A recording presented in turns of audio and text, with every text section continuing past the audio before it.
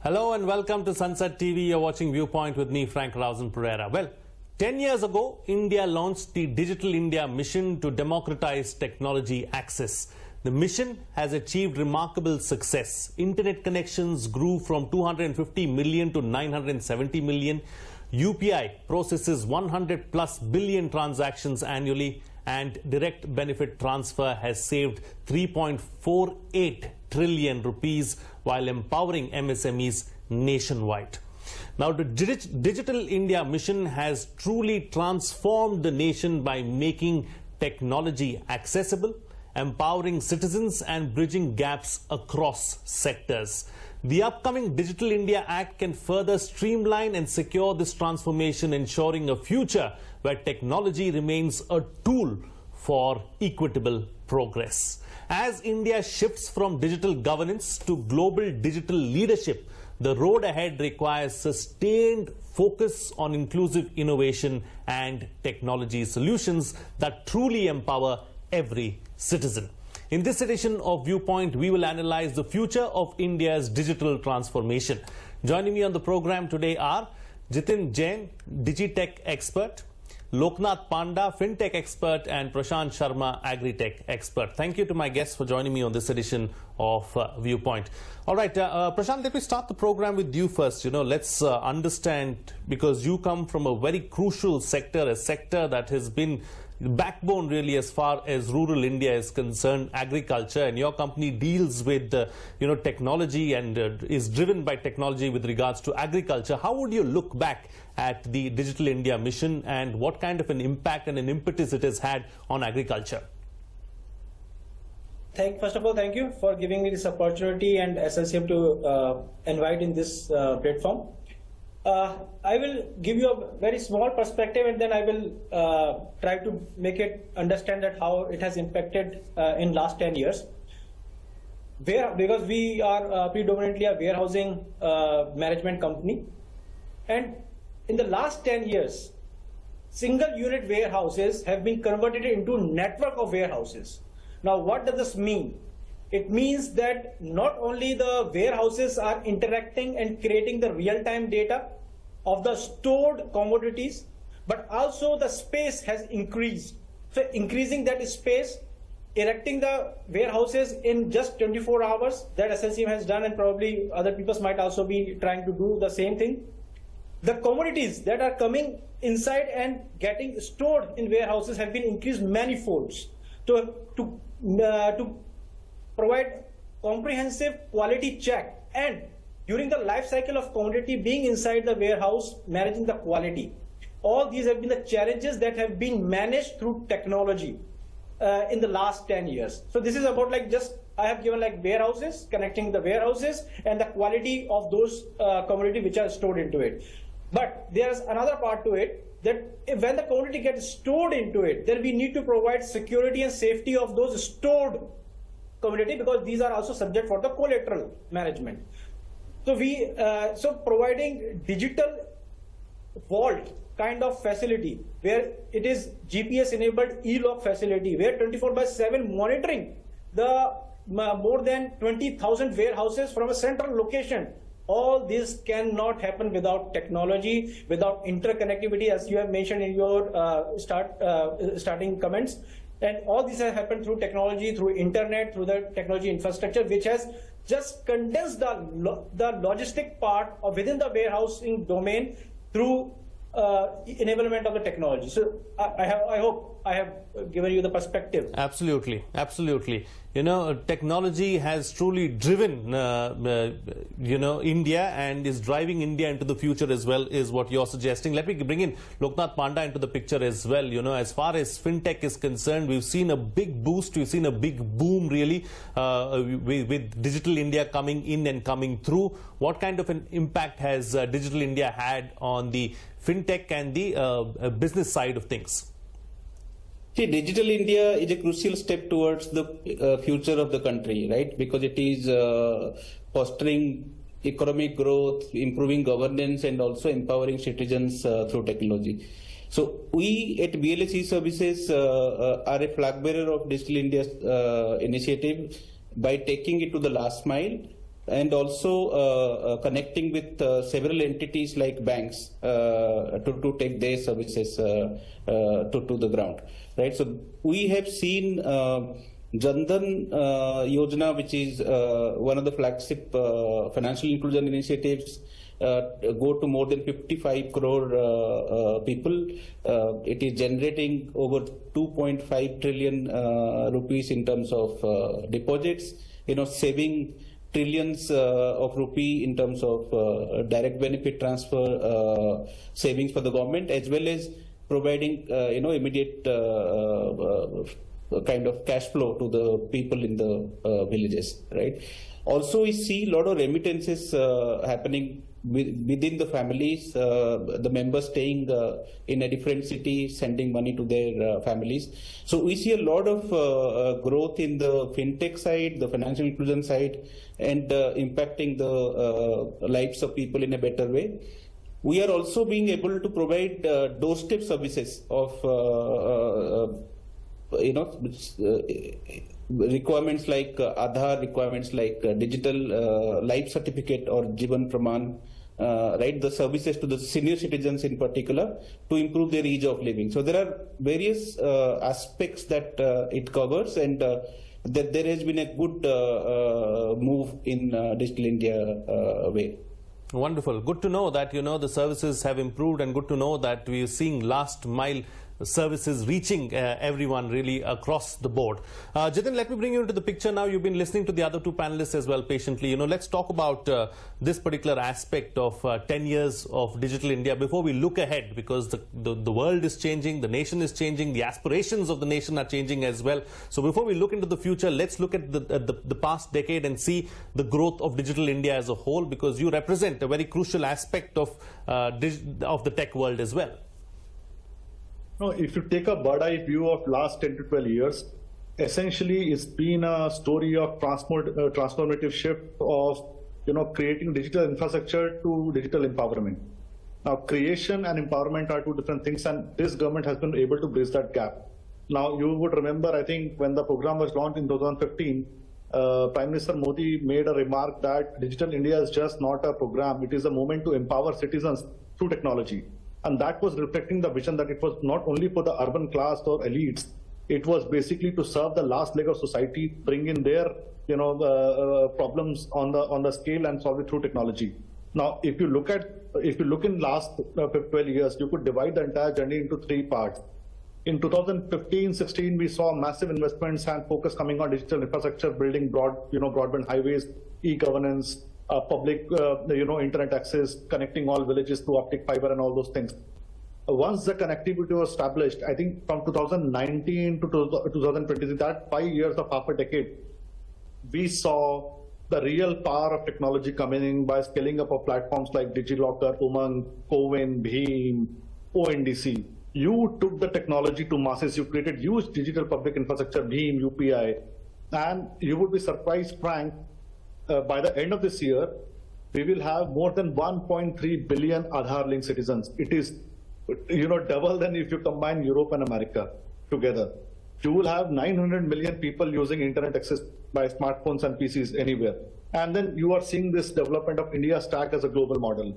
And if you look at the journey, the sector which benefited most, where citizens got the benefit, was the government and public services sector, where you have, don't have the exact numbers, but I think 34 lakh crores is the total amount which is saved, not transferred, which is saved from leakages during the direct subsidy transfers.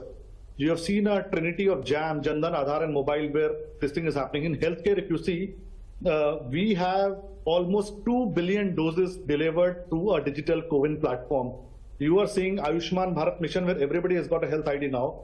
And if you look for MSME and startups, which my colleagues are mentioning, ONDC is going to be a game changer. You've already seen 130,000 vendors already onboarded on ONDC, which is basically leveling the field from the entry of rural, small business and entrepreneurs to come online and compete with these big giants. So if you look at overall thing, I think we have had almost 1.2 trillion contribution from digital to our India's economy, which is huge. UPI has got more than 14 million transactions.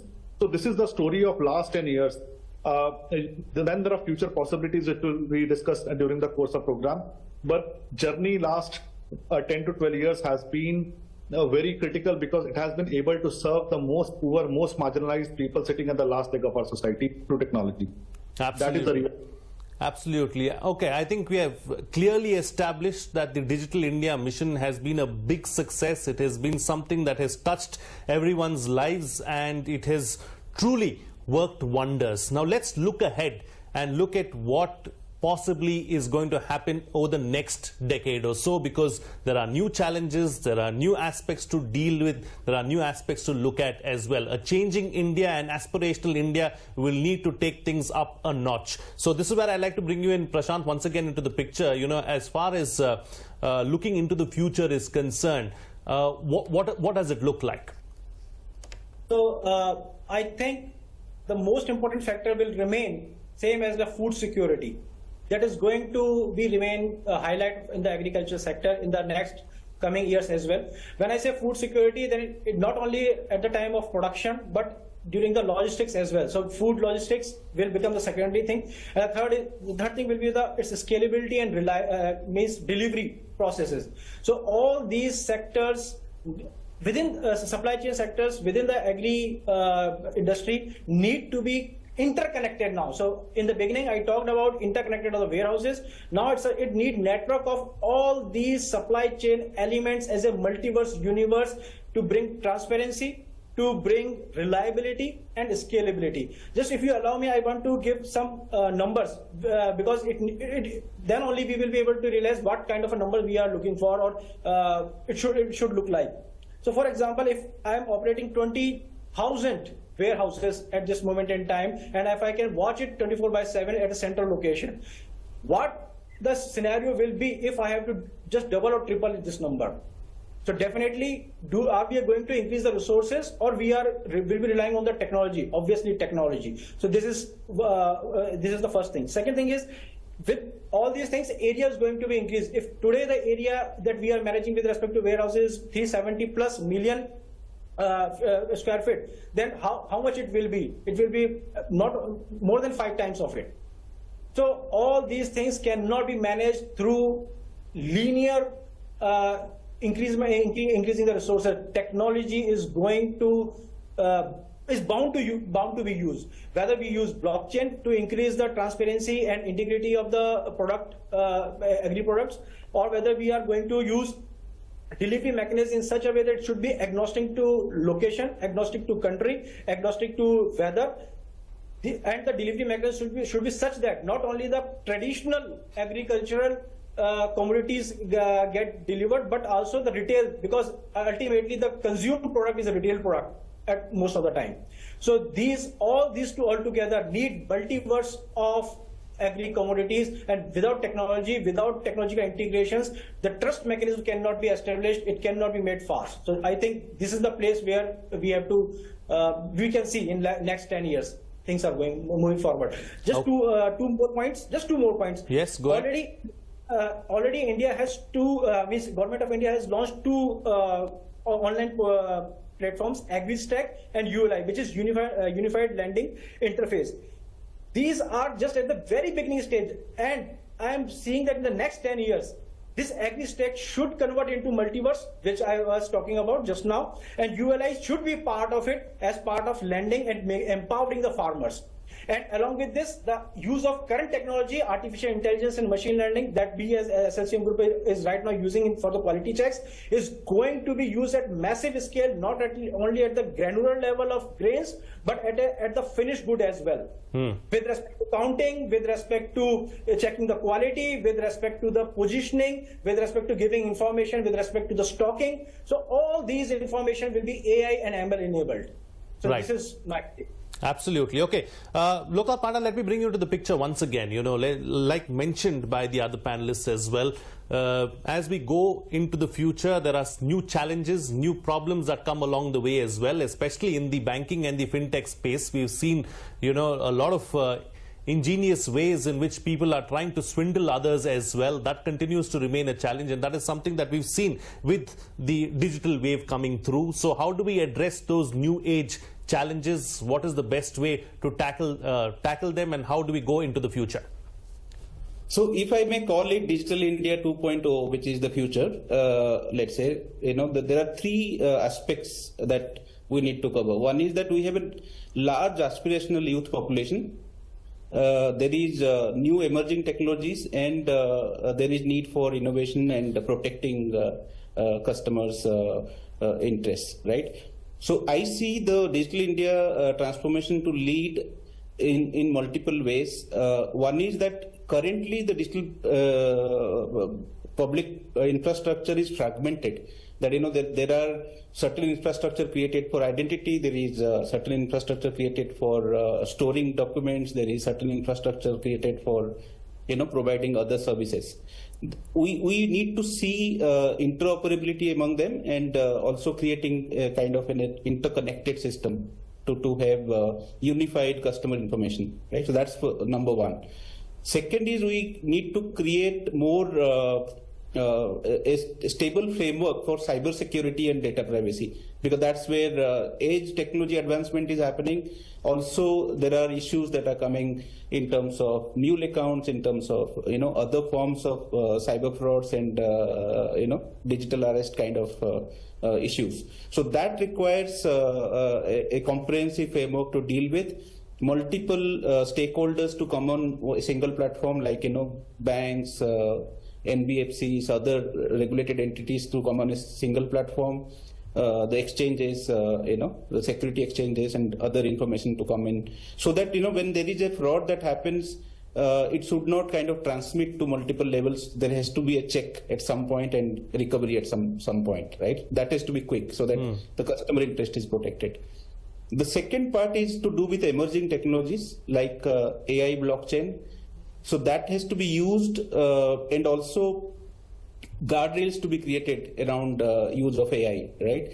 And the third aspect that we look at is, how do we leverage the land record system? Because we still need a little bit of work to do around, automation of land records, creating, blockchain-based tokenization of those, and then creating, funneling it to a unified lending interface kind of a system, right? So that people can monetize their land assets and, further their business, especially in the MSME sector. Sure. Right? The third aspect to do with, our large number of young population. We are only employing about 15 million people in the digital sector today. I see we can do a lot more by further creating digital literacy, creating skilling, and filling the gaps of skills in emerging technology. So these are things that we look at. The fourth aspect that I would like to cover is possibly create a incentive scheme, like we had a PLI scheme or other schemes, to create foundational technologies in India. Today we are still dependent on certain aspects of foundational technology from other parts of the world, and something like a make tech in India, maybe, right? Right, absolutely. Okay, Jitin, let me bring you to the picture once again. We are looking at deep fakes, we are looking at AI taking over every aspect of our lives, we are looking at all these other new technologies that are emerging, that are coming through, quantum computing also, getting a big impetus across the world. So at a time like this, what kind of a digital India would you like to see? I think we would focus on 5 sectors in the next 10 years if we have to see Digital India 2.0, which transforms every life from fintech to farmer. And for that, you have to do 5 things. A, you'll have to get AI into governance, where you put AI for policy feedback, predictive service delivery. You would have to focus more on the adoption of digital rupee and CBDC, which is, they've already rolled it out, but it is yet to get adopted. So I think that could be one area where the government can focus on adoption of digital rupee. Obviously, we'll see the new 3.0 or 4.0 version of UPI coming in with voice payments or biometricless payments with wearables and all those things, offline transactions. We will be hopefully seeing smart villages in India, where entire 5G and IoT infrastructure is used in digital in the agricultural, water and rural sectors. And we would see the emergence of India as a super exporter of digital public infrastructure. That is 5 things I think we are likely to see. But as a society, we must now invest heavily on quantum technologies, semiconductor design, and AI governance. This is primarily to remove our dependencies from the West and China.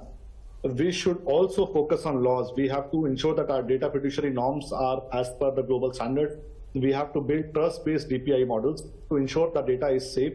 We should have some sort of digital Lokpal where you are able to resolve problems through a regulator, and the regulator is not bound by the lack of laws, but is able to guide the laws and the future lawmaking. And then I think we must now, being one of the world's largest smartphone population, focus on green digital infrastructure. This is we must have carbon neutral data centers. I think if we are able to do that, I am 100% sure that Digital India 2.0 will transfer every life from fintech to farmer. Absolutely. I think very well put and very well said. It's time to get closing concluding remarks now from all the panelists with what next and the best way forward, starting first with you, Prashant.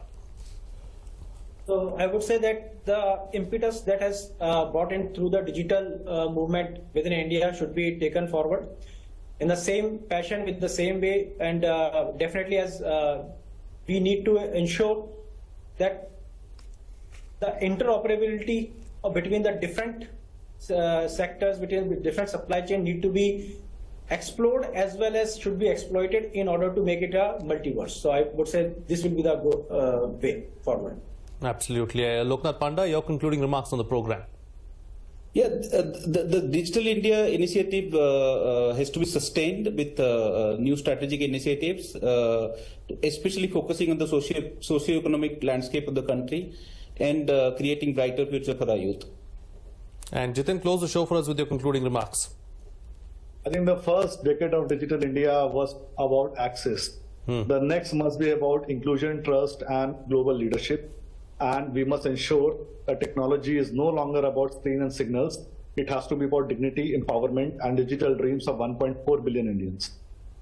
Absolutely wonderful. Thank you, gentlemen, for joining me on the program, sharing your views and putting things into perspective for us. I think Digital India has been a grand success, and the next 10 years are going to be crucial as well. So what's coming out of this discussion is that, the Digital India mission has been a big success. It has been a game changer, really, as far as India is concerned across the board.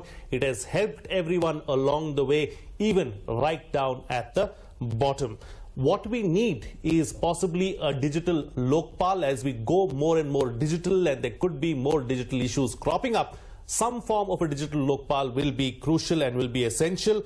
Digital laws also need to be abreast with the times and made to global standards so that everyone gets benefited along the way. And finally, and most importantly, some kind of a data protection, it needs to be in place, because data is the new gold, and it is extremely crucial that every individual's data is kept safe, secure, and the bottom line being taking everyone forward together towards a Viksit Bharat. That's it in this edition of Viewpoint. This is Frank Rausen Pereira signing off.